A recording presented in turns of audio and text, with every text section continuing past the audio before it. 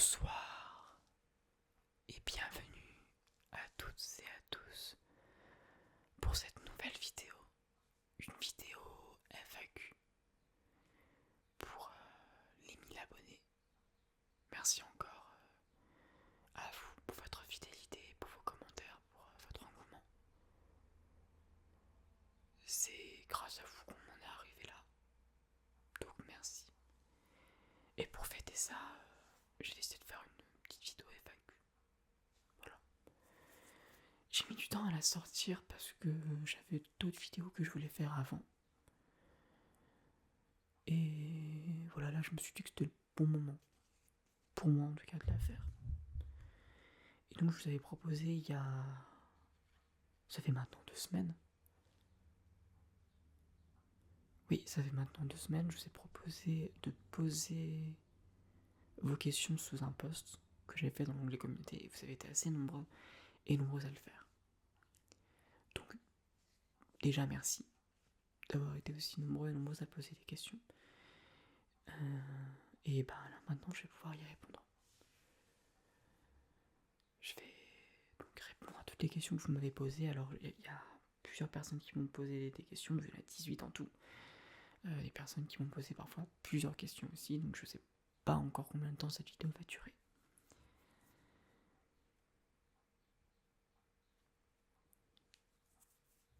Mais voilà, j'espère en tout cas que ça va vous plaire. Je vais commencer par une première question. Question de Noah JRSS qui dit: Hello, voici mes petites questions. As-tu une série préférée? Alors, série préférée. Je regarde pas beaucoup de séries, en fait. J'ai regardé des bouts de quelques séries, mais j'ai pas vraiment regardé beaucoup de séries en entier. Je regarde aussi parfois des animés japonais, comme par exemple, j'avais terminé Assassination Classroom il y a pas très longtemps. Et si on enlève l'humour un peu obscène, dont je suis pas hyper fan, j'avoue que c'est une série qui est assez touchante. Et avec des personnages qui sont écrits d'une manière qu'on ne retrouverait pas dans une série plus occidentale, américaine, ou française, ou anglaise, ou allemande. Et donc c'est ce que je trouve intéressant. Et sinon, je dirais qu'une série qui m'a marqué, c'est le Noël de la coiffeuse de Dodo ASMR. C'est une série qui m'a profondément touché et ému. Et en fait, je sens au fond de moi que c'est une série qui m'a vraiment marqué. Parce qu'elle était très touchante, elle était profonde, il y avait un peu de fantaisie. Il y avait des enjeux dans cette série. Il y avait des moments difficiles, des moments marrants. Enfin, c'était une série que je trouvais vraiment hyper complète, pour le coup. Donc si vous avez l'occasion, si vous n'avez pas encore vu, que vous souhaitez le voir, n'hésitez pas. Hein. Que ce soit le Noël prochain ou là maintenant tout de suite, foncez. Parce que c'est vraiment une série qui est, à mon goût, excellente. Deuxième question toujours de Noah. Est-ce grâce à Dodo ASMR que tu as voulu lancer ta propre chaîne YouTube? Alors, oui, pour certaines choses, et pour d'autres choses, c'est d'autres facteurs, on va dire. Disons que ça fait des années et des années que je me tâtais à lancer une chaîne YouTube. Mais j'étais tout le temps hésitant, je savais pas comment commencer. Et je trouvais que YouTube était un milieu assez ambitieux. Où il fallait quand même avoir une forme de savoir-faire minimum pour pouvoir être entre guillemets accepté, validé par la communauté YouTube. Avec l'ASMR, c'est un peu différent parce que certes, il y a aussi des normes techniques qui s'installent petit à petit, mais disons que YouTube, je trouve, est plus abordable maintenant qu'il l'était avant. C'est vrai qu'il y a plein de gens qui diront, et c'est vrai aussi, que à l'époque c'était plus facile, on va dire, de percer, parce qu'il n'y avait pas grand monde, et que maintenant, comme il y a 10 milliards de chaînes, c'est plus difficile, disons, de, d'évoluer sur YouTube. Mais en même temps, il y a un côté où la communauté de YouTube est devenue, je dirais pas plus tolérante, mais plus sympathique sur certains points. Et qui du coup m'ont convaincu aussi un peu à créer une chaîne. Mais bien sûr, évidemment, Dodo ASMR a eu un rôle primordial dans cette envie de créer une chaîne, parce qu'au départ, je ne savais pas ce que je voulais faire sur YouTube. Et avant de la connaître, elle, j'avais regardé de l'ASMR pendant des années et des années et des années, comme dit. Et jamais je m'étais dit que j'allais faire une chaîne à ce moment-là. Et c'est effectivement vraiment quand j'ai croisé la route de Dodo ASMR que ça a changé. Aussi parce qu'elle m'inspire beaucoup dans sa manière de faire, dans l'utilisation qu'elle fait de la ASMR dans ses fictions. Parce que j'ai remarqué qu'elle utilisait la ASMR de plusieurs façons différentes dans ses fictions. Disons que soit ça pouvait être pour rajouter de l'immersion, soit ça pouvait être utilisé pour rajouter quelque chose de dramatique. Notamment par exemple dans la série Dodan Enquête, quand on a le flashback avec le personnage de Dodan qui est dans la salle de classe en train de se faire jeter des bouts de papier et de se faire insulter. Les insultes sont faites au chuchotement, s'accumulent petit à petit, se multiplient. Les bouts de papier, pareil, s'accumulent et se multiplient. Et du coup, l'ASMR est là pour pouvoir créer un truc dramatique, mais aussi pour pouvoir rajouter de l'ampleur à ce qu'a vécu Dodan, de le rendre plus fort, de le renforcer en fait. Et c'est grâce à Dodo ASMR que j'avais appris qu'on pouvait utiliser l'ASMR aussi pour renforcer des choses, des émotions, du dramatique, des besoins aussi. Et je trouvais que c'était quelque chose d'hyper intéressant. Et il y a aussi que c'est avec elle que j'ai tout appris, globalement, sur comment se servir d'un trépied, d'une caméra, comment gérer le son, où placer le micro, la lumière, comment être face à la caméra, parce que j'avais jamais été en face caméra en train de parler comme ça, alors que en tournant avec elle, je l'ai fait du coup. Et ce qui fait que je me suis senti plus à l'aise en le refaisant ensuite sur YouTube, sur ma propre chaîne, bien que évidemment la première vidéo j'étais pas à l'aise. Voilà, j'étais pas non plus hyper à l'aise. Mais je l'aurais été encore moins si j'étais pas passé par les tournages que j'ai fait avec elle et Paul. Et j'ai aussi appris un petit peu à mieux gérer la ASMR en soi, parce que ça a l'air facile, mais en vrai il y a des choses qui sont difficiles. Ne serait-ce que le crinkle, je trouve que c'est un trigger qui est vraiment pas simple, parce que les micros qu'on utilise étant puissants, le crinkle c'est vraiment quelque chose que tu vas gérer avec une grande attention et une bonne dextérité, ce qui est pas hyper simple pour moi. Et j'ai aussi appris le soft spoken de ça, et forcément me sentant plus à l'aise aussi, et ayant adoré les tournages que j'ai fait avec Paul et Dodo, oui, j'ai voulu me lancer moi aussi pour pouvoir créer des choses plus personnelles, que peut-être on serait moins enclin à faire tous les trois.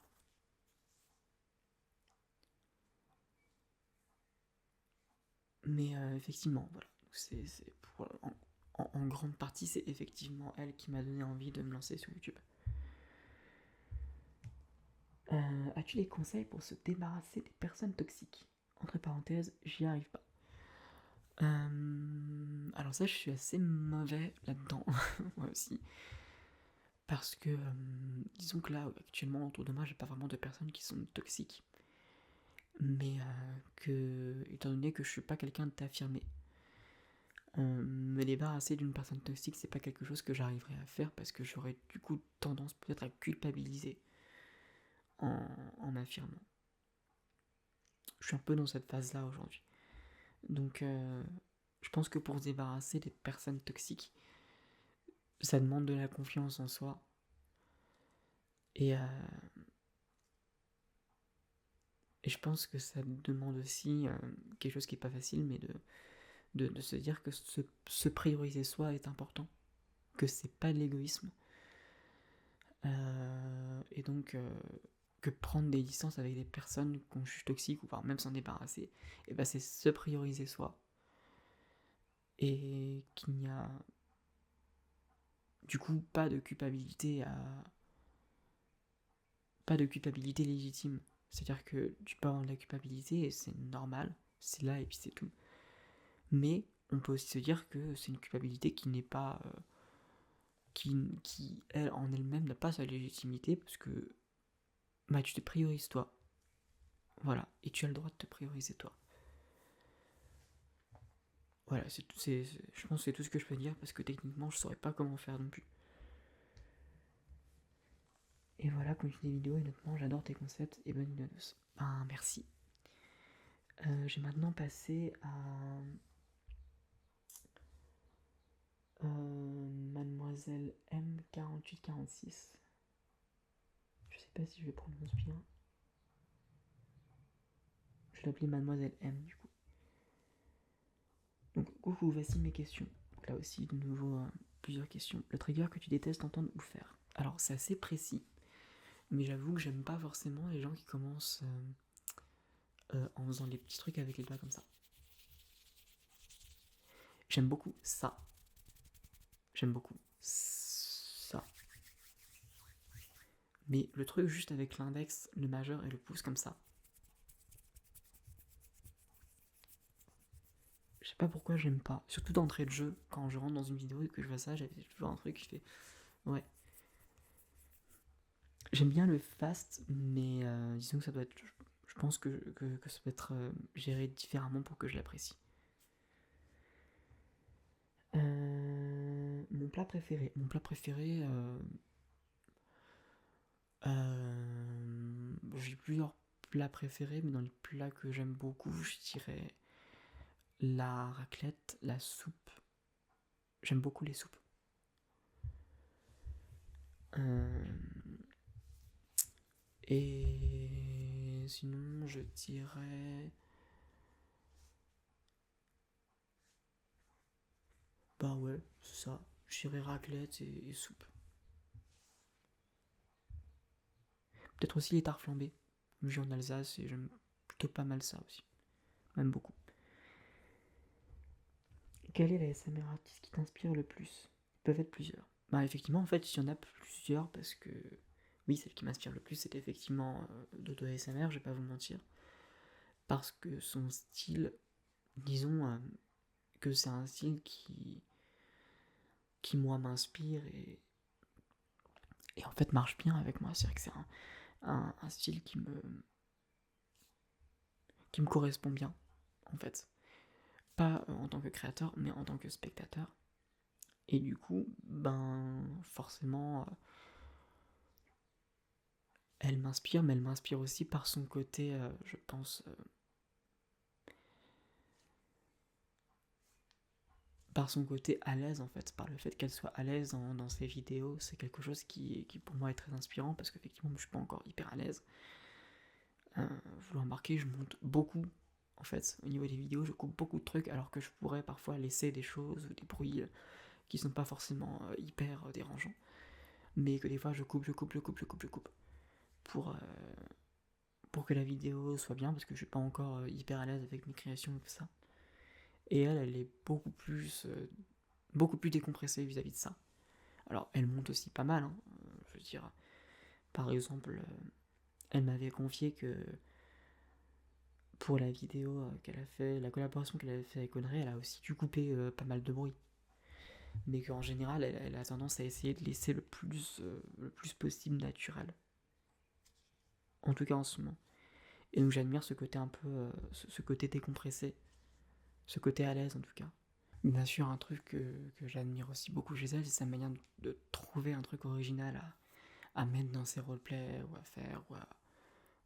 Voilà, qui change et qui ramène quelque chose. Et sa manière aussi d'émouvoir. C'est quelque chose que j'admire beaucoup. Et il y a d'autres créateurs, créatrices que j'admire aussi. Même des créateurs ou créatrices que je connais depuis pas très longtemps. C'est le cas, par exemple, d'une ASMR artiste qui s'appelle Charlotte ASMR, qui est une... alors il y a deux chaînes, mais là je parle d'une petite chaîne qui a à peu près le même nombre d'abonnés que moi. Et qui fait des vidéos qui sont assez naturelles. Elle fait des retours de course, elle fait des vidéos un peu blabla, des unboxings de colis, tout ça. Donc et elle fait ça de manière calme et naturelle. Et j'avoue que j'admire aussi ça et son style de vidéo. Ça m'inspire. C'est ces deux chaînes qui m'inspirent aujourd'hui, j'avoue.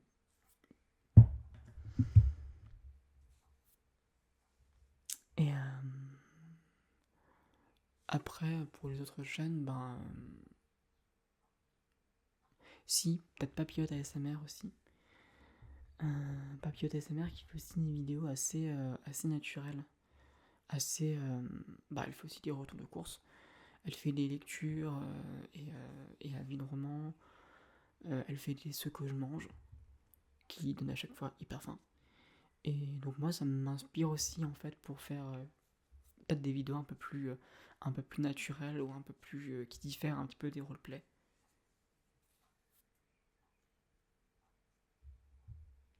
Donc voilà, comme quoi il y a plusieurs chaînes qui m'inspirent pour diverses raisons. Et je trouve ça cool.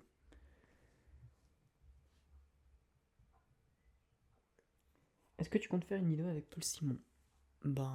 Pourquoi pas, si ça le tente et si l'on a envie, pourquoi pas. Il me tarde de voir la FAQ. Là voilà. Question de Mararima. Quel est ton plat favori? Donc ça j'ai déjà répondu, donc j'en ai répondu 3, donc raclette, soupe, tarte flambée. Es-tu plutôt sucré ou salé? Je dirais salé. Ouais, je dirais salé. Socialement, es-tu plus à l'aise avec des personnes de ton âge ou plus âgées? Ça, je sais pas trop. En fait, je pense que ça dépend.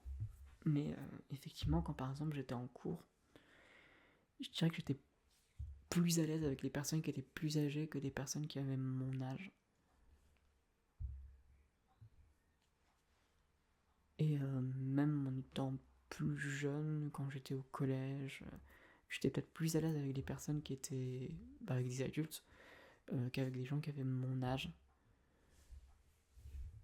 Sans doute parce que les adultes ont peut-être moins tendance à juger rapidement. Après, ça dépend. Alors que les enfants, les ados, les ou même un petit peu les jeunes adultes sont peut-être plus enclins au jugement. Enfin, en tout cas, c'est la sensation que j'ai eue que j'ai eue quand j'étais encore en cours. Maintenant, les personnes de mon âge que je côtoie, je suis tout à fait à l'aise avec ces personnes-là. Et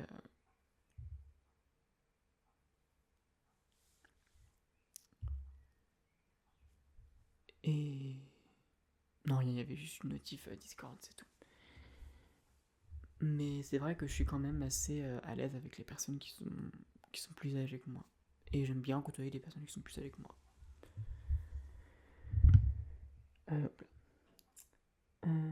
Un film qui t'a marqué, un film qui m'a marqué, un film qui m'a marqué. Alors des films, moi j'aime bien les films. Un film qui m'a marqué. Oh, c'est difficile. Ah, si, il y en a un. Alors, il est dur. Je l'ai vu quand j'étais. Quand. J'ai vu quand j'étais en seconde. C'est un film qui s'appelle Sophie Scholl, Les Derniers Jours. Qui raconte l'histoire donc de Sophie Scholl, qui est une résistante allemande pendant la Seconde Guerre mondiale, qui était étudiante à Munich en. Je crois que c'était. Elle faisait bio et.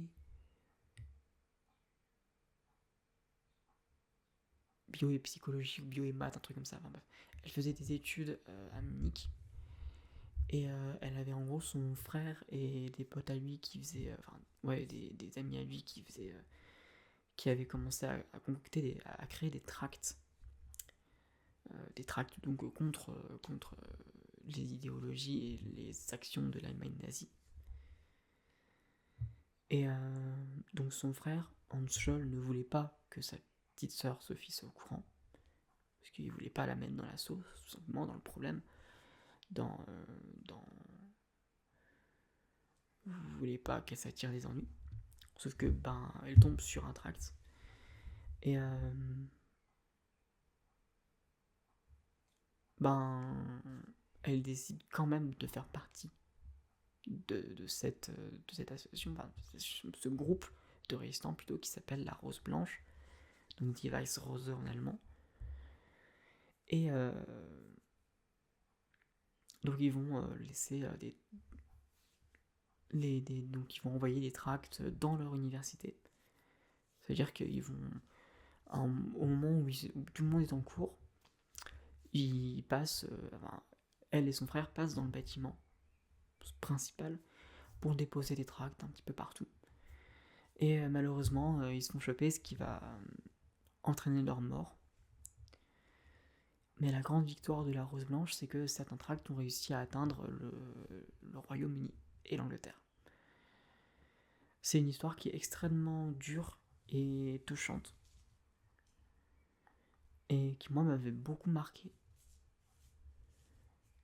Donc là, je vous ai raconté un petit peu le résumé en grande ligne. Hein, parce qu'évidemment, il y a beaucoup plus de choses que ça. Il y a beaucoup de choses qui font que ce film est hyper intéressant. N'hésitez pas à aller le voir si ce genre de sujet vous intéresse. Je remarque la lumière un peu plus sombre. Ce qui fait pas très beau. Mais bon, non, j'aurais essayé d'aménager ça, de changer ça au montage. J'en étais où? En cas de déprime, coup de blues, quel est ton réconfort? Je dirais que c'est. Alors, en cas de déprime, coup de blues, mon réconfort. Je pense que ça peut être la musique. Écouter de la musique ou en faire. Ça peut être dessiner. J'ai repris le dessin il y a pas longtemps. Et alors, je suis pas hyper doué, mais j'aime bien ça. Peut-être le yoga aussi. Ouais, donc des petites pratiques comme ça qui peuvent me changer d'idée. Ou jouer à un jeu vidéo comme les Sims par exemple. Ça peut me faire du bien. Alors parfois ça peut ne pas être suffisant pour un réconfort parce que des fois il y a des déprimes qui sont difficiles et qui en fait ben, je peux pas faire autre chose que de me dire ben, c'est une déprime qui est là et puis c'est tout. Mais je peux faire en sorte d'essayer de me faire plaisir quand même. Et donc c'est un petit peu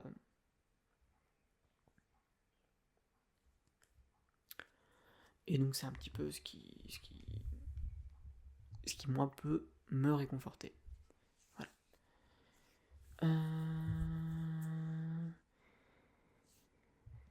Qu'est-ce qui te rend souriant? Bah, j'ai la vie comédienne, merci, très vite. Alors, qu'est-ce qui me rend souriant? Je sais pas.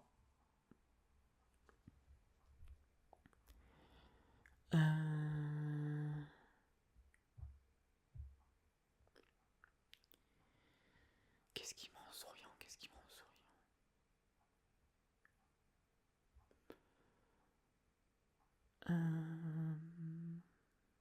Bah, je dirais par exemple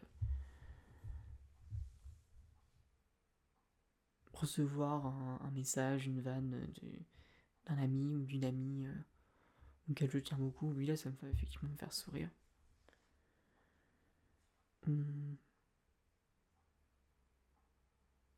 Ouais, ou quand une de ces personnes-là, auxquelles je tiens beaucoup, me dit que un truc qu'elles appréhendaient s'est finalement bien passé, ça peut me faire sourire aussi.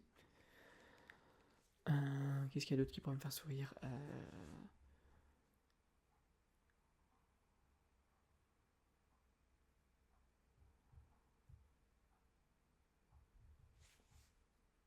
Quand je rêvasse, des fois, ça peut me faire sourire aussi en fonction de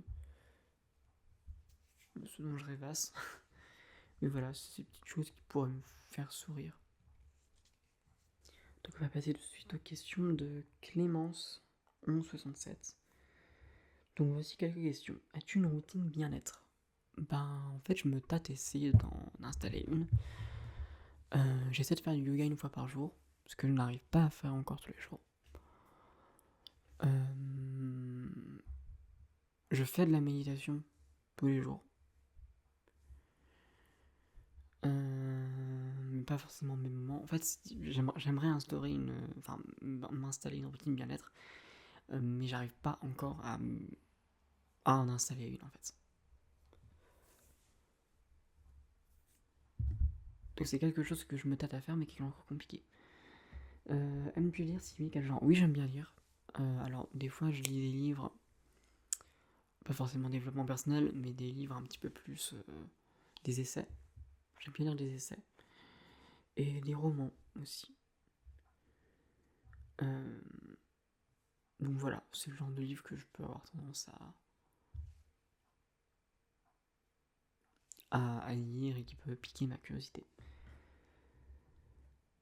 Selon toi, la santé mentale, le bien-être en général est un sujet assez abordé?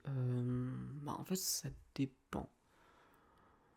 Parce que je dirais que c'est quelque chose qui est assez abordé, qui est quand même beaucoup abordé sur les réseaux sociaux. Dire que c'est assez, ça je peux pas dire. Mais en tout cas, c'est quand même vachement abordé. Même si ça reste quelque chose qui est facilement mis de côté. Et je constate ça aussi à l'école.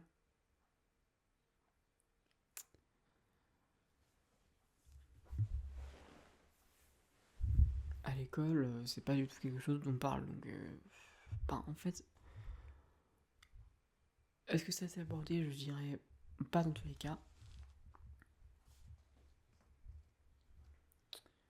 Et souvent, même si on en parle beaucoup sur les réseaux sociaux, c'est quand même quelque chose qu'on peut avoir tendance à négliger.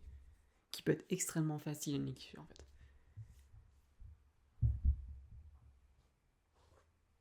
Et qui est difficile aussi de, de prendre conscience de certains besoins, parce que parfois il y a des besoins qui sont pas qu'on juge comme peut-être comme pas forcément importants ou moins importants que d'autres choses, et du coup on le met de côté en disant on va le nourrir après quoi. Ou on essaiera de le nourrir après. Donc disons que on en parle souvent, mais ça reste quelque chose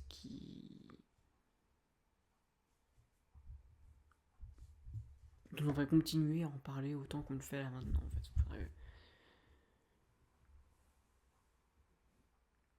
Je pense qu'on continue pour que ce soit vraiment quelque chose qui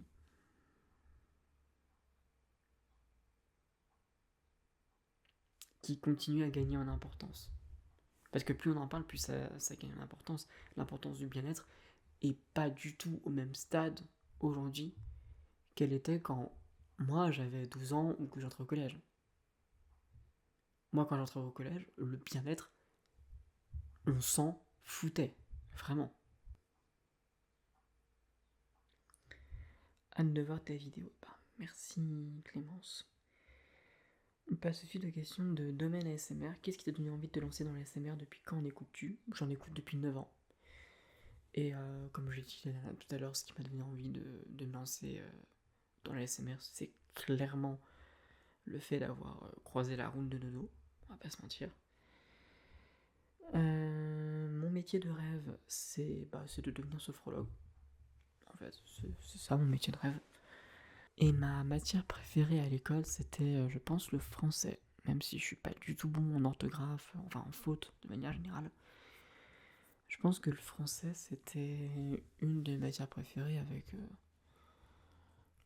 l'histoire géo. Voilà, ça c'était pour les questions de domaine ASMR, merci à toi. Steve Martins, pardon. 77-20.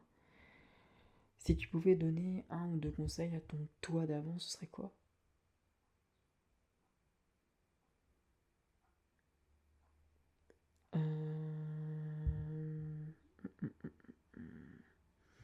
Je sais pas. Si je voulais donner un conseil à mon moi d'avant, ce serait de moins bosser. Ce serait de moins m'entêter à travailler en fait. Parce que quand j'étais au collège et au lycée, je travaillais beaucoup, trop. Et je mettais clairement ma santé et mon bien-être de côté. Donc le conseil que je pourrais donner à moi du passé, ce serait de bosser moins.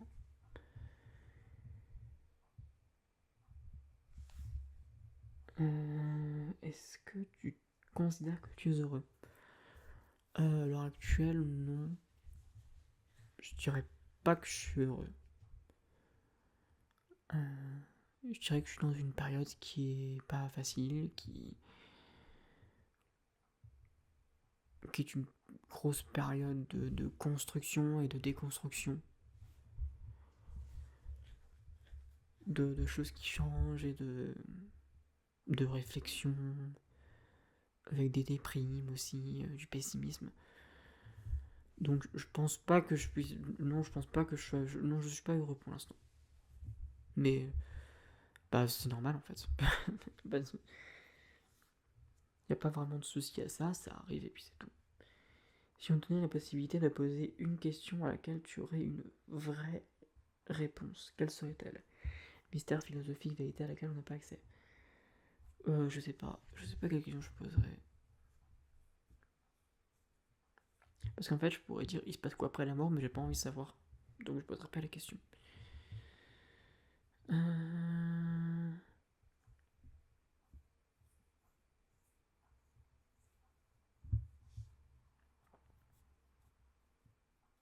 Non, j'avoue là, je sais pas trop quelle question je poserais.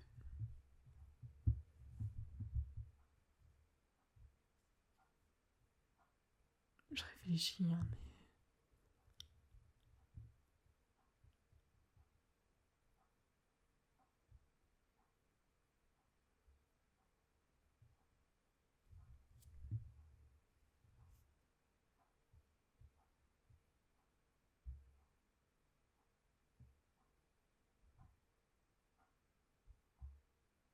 Non, je sais pas.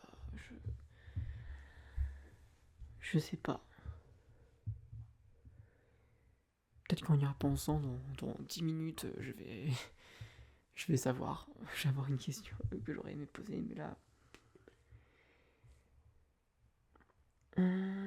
Question de NV.7. Tout d'abord, quel âge as-tu?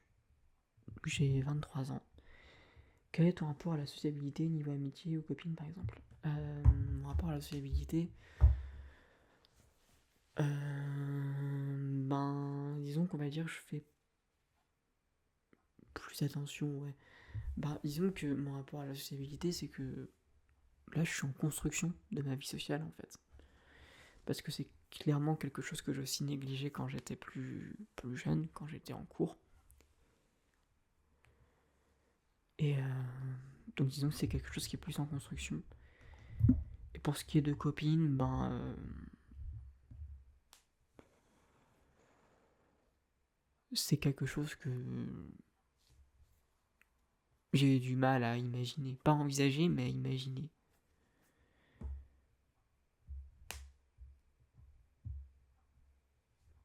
Que ça m'arrive. Donc mon rapport à ce qui est copine serait plus un rapport assez pessimiste, un peu pessimiste, et le rapport à la vie sociale est plus dans quelque chose qui se construit, qui est fragile,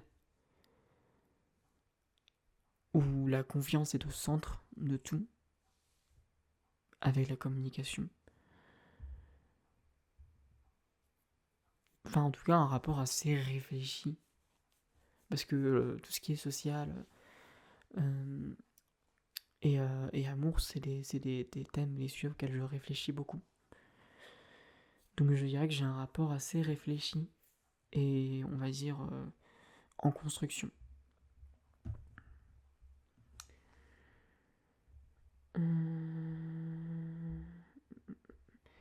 Question de Mascou. Est-ce que t'as mal vécu ton adolescence, collège, lycée par rapport à tout ce qui est moquerie, harcèlement, etc. Et si oui, aurais-tu des conseils à donner aux ados qui vivent la même chose? Je sais pas si j'aurais des conseils à donner parce que moi-même, quand j'étais dans leur situation, je savais pas trop quoi faire. Mais en fait, je pense que c'est pas trop ça qui m'a dérangé le plus dans mon adolescence parce que au final, j'arrivais plus ou moins à passer au-dessus. Dans la mesure où, en fait, ce qui avait de particulier avec moi, c'est que quand j'étais au collège et au lycée, tout ce qui était amitié, euh, groupe social, les personnes, c'était quelque chose qui était relativement, vraiment complètement secondaire pour moi. Et la priorité, c'était le taf, c'était les devoirs, c'était les notes, c'était ma scolarité, quoi. C'était les cours, c'était ça ma priorité. Le reste, j'avais des personnes avec qui je m'y ai parlé, mais ça restait quelque chose qui, même si ça fait partie de mon plaisir quand j'allais en cours, restait globalement secondaire. Donc que je ne sois pas accepté d'un groupe ou un autre, ou que je me fasse moquer, ça m'embêtait beaucoup, certaines fois. Mais j'arrivais, on va dire, un peu à passer au-dessus. Donc ça, c'était comme ça que j'ai fait moi. Euh, Après, j'aurais pas de conseils à donner parce qu'en soit c'est des situations qui sont assez difficiles en fait, donc et qui sont différentes pour tout le monde. Et on est tous différents, donc tous et toutes différents, donc effectivement, je sais pas si j'aurais des conseils à donner.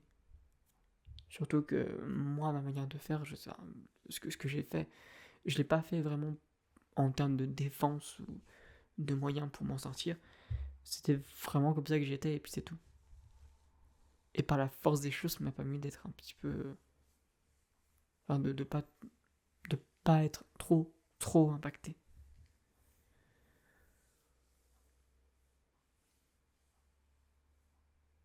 Mais sinon, effectivement, mon adolescence, je l'ai mal vécu, mais peut-être pas forcément pour cette raison-là, pour d'autres raisons, notamment celle que j'évoquais tout à l'heure, avec le fait que je bossais beaucoup trop. Mais je pense que je vais aborder aussi ces sujets-là, du harcèlement, des difficultés, des moqueries, dans une autre vidéo que je vais tourner bientôt qui s'appellera juste Se faire des amis, ou la vie sociale, ou un truc qui regroupe vraiment tout ça, parce que je, je trouve que par certains côtés, ça rentre dans le cadre, parce que le harcèlement, c'est un truc de groupe, donc de groupe de gens qui se rassemblent. Tu te fais harceler aussi parce que. Parce que c'est un groupe qui te harcèle. Enfin bref, ça fait partie, je trouve, de ce gros groupuscule. De ce gros crépuscule-là. Je sais pas si ça dit. euh, qui. Enfin, qui rentre dans le sujet, en fait. Donc je pense que voilà, là c'est tout ce que je pourrais dire et que le reste j'aborderai dans une prochaine vidéo.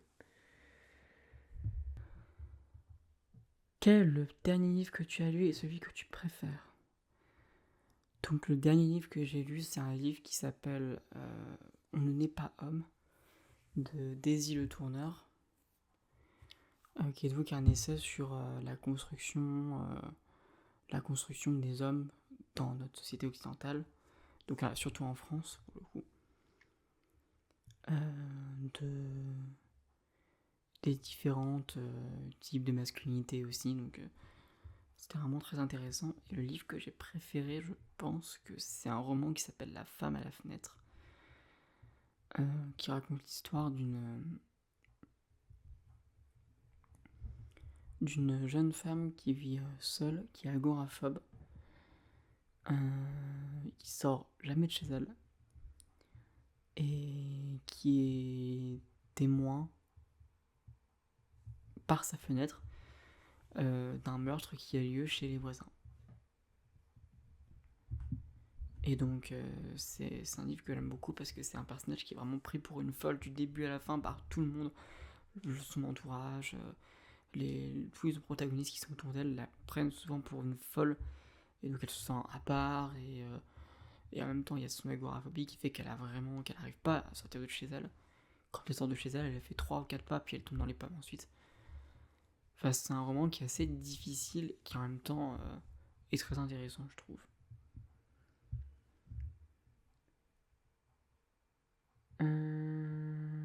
As-tu déjà voyagé? Oui. J'aime bien voyager. Donc oui, j'ai déjà voyagé, que ce soit en France, avec Bretagne, Corse, ou que ce soit à l'étranger. J'avais fait Lisbonne aussi. J'ai bien aimé Lisbonne. J'ai fait l'Allemagne. J'étais à Dresde une fois, avec... c'était quand j'étais en terminale. Donc ouais, j'aime bien voyager. Es-tu du genre à te projeter... Ça, c'était une question de Wotaro Sensei. Et la question de son dernier livre était une question de Zuli 5011. Question de Loïs Gansel 94-84. Es-tu du genre à te projeter dans la vie en ayant des projets pro et perso à court et long terme dans ta vie? Non, en ayant des projets pro et perso à court et long terme dans ta vie, où es-tu plus apprendre ce que tu as au jour le jour? Alors, j'essaie de prendre ce que j'ai au jour le jour parce que, oui, j'ai des projets à long terme, mais disons que j'essaie de faire les choses petit à petit et de pas trop me projeter non plus, parce que trop me projeter, ça me rend anxieux, ça me stresse. Donc je préfère faire les choses petit à petit, essayer, je dis bien essayer, mais c'est pas facile du tout, de faire un peu au jour le jour. Quelle est la musique qui donne le moral bisou vivant? Alors, je pense qu'il y en a plusieurs. Je dirais déjà de manière générale la plupart des musiques de ABBA ou même de Queen. Mais si je devais en citer une, je dirais qu'aujourd'hui c'est une chanson qui s'appelle Dis-moi que tu m'aimes de Zao Zagazan. C'est une chanson qui me donne le moral ou qui me file un petit sourire. Voilà, dans les choses qui me rendent un peu souriant, qui me font un peu sourire, il y a aussi cette chanson.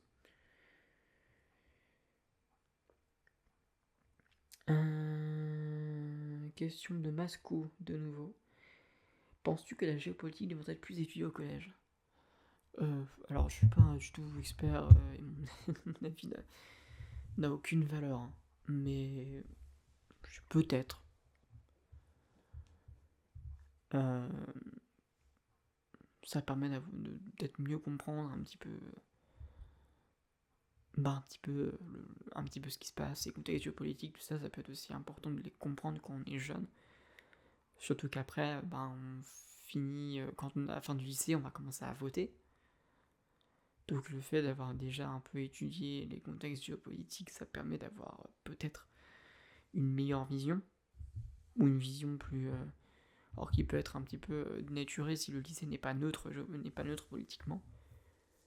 Parce que finalement, même les programmes scolaires ne sont pas complètement neutres. Mais ça permet déjà de comprendre des choses, je pense. Penses-tu que la dépression et tout ce qui englobe ce sujet devrait être abordé au collège vu qu'énormément de collégiens en souffrent? Oui, au lycée aussi. C'est vrai que nous, ma génération, la génération Z, c'est une génération où on a connu une augmentation du nombre de personnes dépressives en étant jeune, c'est-à-dire adolescent ou jeune adulte. Et donc c'est pour ça que je trouve que ça reste quand même hyper important, je pense, d'en parler, parce que la dépression, c'est aussi quelque chose qui est un peu, je dirais pas discret, parce que tu sens quand même beaucoup de choses, mais disons que ça se voit pas comme au premier abord que t'as une dépression. J'en ai aussi une. Et en fait, déjà, une personne qui est dépressive, tu la vois pas, tu marques pas forcément qu'elle l'est. Une personne qui a une dépression, ça ne va pas comme ça au premier coup d'œil. Et beaucoup de gens cachent aussi des fois ce mal-être ou cette dépression. Ou ne se rendent pas compte en fait de l'ampleur de ce qui se passe au fond d'elle-même. Et en parler, ça peut permettre aux personnes de peut-être mieux se comprendre soi-même en fait. Et donc ça peut être important. Penses-tu que le droit de vote devrait descendre à 16 ans? Je sais pas. En fait, j'aurais tendance à dire que ça rajouterait une pression pour les gamins de 16 ans, en fait. Enfin, pour les... Ouais, pour les lycéens de 16 ans, les lycéennes de 16 ans. Ça me ferait une pression de devoir voter à cet âge-là.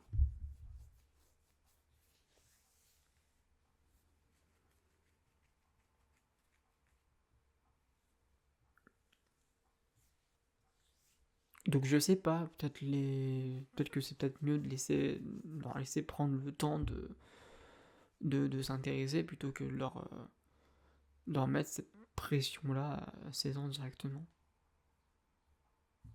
Mais bon, comme je dis, là, à mon avis, il n'y a aucune valeur là-dessus. Hein. Qu'on soit bien d'accord.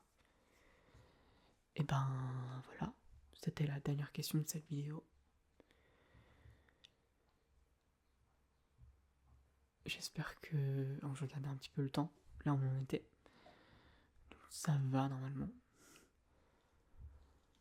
Je pense que la vidéo, finalement, elle est pas aussi courte que je le pensais. Je pensais que la vidéo serait un peu plus courte, mais en fait, j'ai pris plus de temps que, que ce que j'avais prévu. Mais j'étais content quand même de faire cette FAQ, donc merci encore d'avoir posé toutes ces questions. Et je vous dis à la prochaine pour une nouvelle vidéo.